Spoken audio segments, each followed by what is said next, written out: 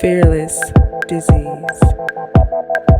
Secretary of War Pete Hegseth and Secretary of State Marco Rubio will brief both Senate and House lawmakers about those strikes on alleged drug boats in the Caribbean. This as the U.S. military releases this new video of strikes against 3 vessels in the Eastern Pacific yesterday that killed 8 suspected narco terrorists. Florida Senator Ashley Moody will be attending that briefing in just a few hours, but ahead of it, she joins us now. Senator, thank you so much for joining us. There are senators on both sides of the aisle who want more clarification on these strikes and the legal justification for them. What do you think about this, and what questions do you hope are answered today? FearlessDisease fam, today we expose the truth they hate to hear, like right now, if you are ready. As you see, it's the Rubio. I call him Big Dog Rubio. He's been in the game for a while now. He was young, now he's starting to step up. Ever since, Trump has gotten to office, I like the way he's moving. But he's debriefing the Congress after new strikes on alleged drug boats. Let's hear what they have to say about it.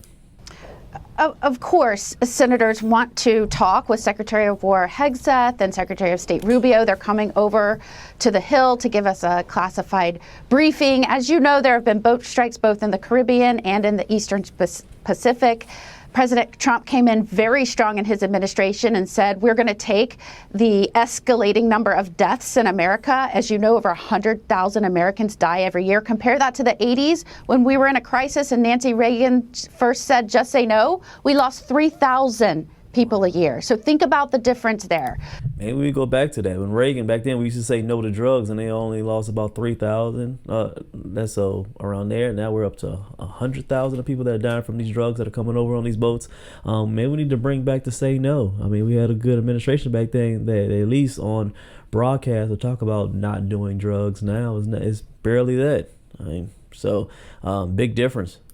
This was a national emergency. President Trump said no longer. I'm going to take this role as protecting our country seriously. He first declared these these drug organizations foreign terrorist organizations. That was something that I pushed as Attorney General, and I saw the devastation in our state. And you saw yesterday he took the very serious step of declaring fentanyl a weapon of mass destruction, which is going to, again, bring resources to bear, personnel, coordination, all of these things that I demanded as Attorney General of Biden. And of course, it fell on deaf ears. So it's so good to see a commander-in-chief taking his role seriously and protecting Americans. And I look forward to hearing from Hegseth and Rubio this morning to update us on our efforts to go after these narco-terrorists. Senator. Exactly. I'm proud of Trump doing that as well. I don't agree with everything that Trump says, but if he's real eager about trying to get these boats away from our coastlines and bringing over these drugs that are killing thousands upon thousands of Americans, I'm all for it. Appreciated Trump. She said that we don't know if we believe her, but of course, Ms. Moody, she said that the Florida senator has asked Biden in the past to be able to do something about the mass amount of drugs coming on to her coastlines over there in Florida, and she didn't get a ring back.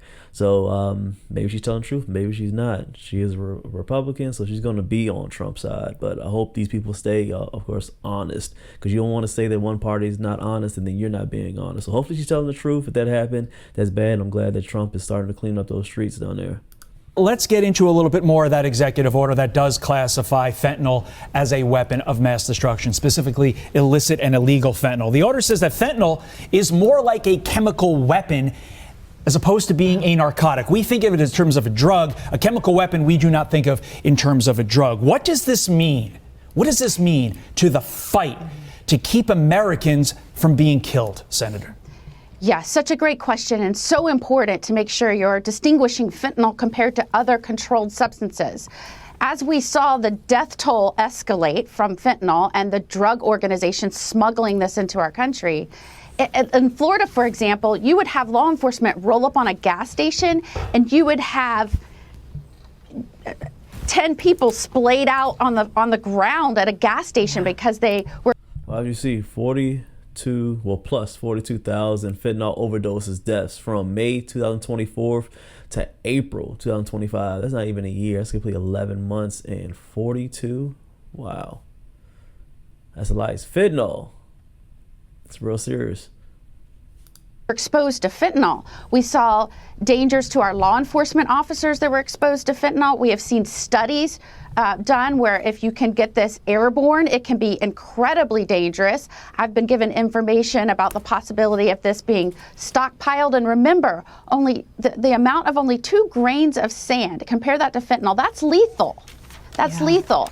And so it's incredibly lethal, incredibly dangerous, the likes of which we have not experienced before in terms of the death toll in our country. And so you've got to take steps in compliance with the law to make sure that we're using the appropriate resources, the appropriate manpower, and the appropriate aggression to make sure we're protecting Americans and this country. Remember, we are losing more people to fentanyl than we've lost in wars. And this is a coordinated effort by these organizations that have more resources, more manpower, more coordination than many nation states. That's a great point. That's what we're up against. We are in a war against these organizations. I commend President Trump and his administration for taking it seriously. 42. I agree. I think President Trump says it classifies fentanyl of mass destruction. I believe it.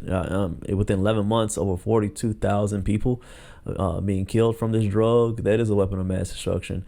And I don't think it's talked about enough. I mean, everybody's I've shown, I'm gonna do a video on it as well, that he's gonna put even different regulations on marijuana as well. He's totally against all these drugs. He knows it's not good for his country. It's not good for the people, as far as from kids, women, adults, or men, and it's bad. So I'm glad that he's starting to put a light on this. 2,000 overdose deaths due to fentanyl between April of last year and May of 2025. The goal is to get that number down as we mourn the loss of every single one of them. Florida Senator Ashley Moody, we thank you for your time. Thanks, as Senator. always. Have a great day. Great we appreciate it. I'm Steve. Interesting.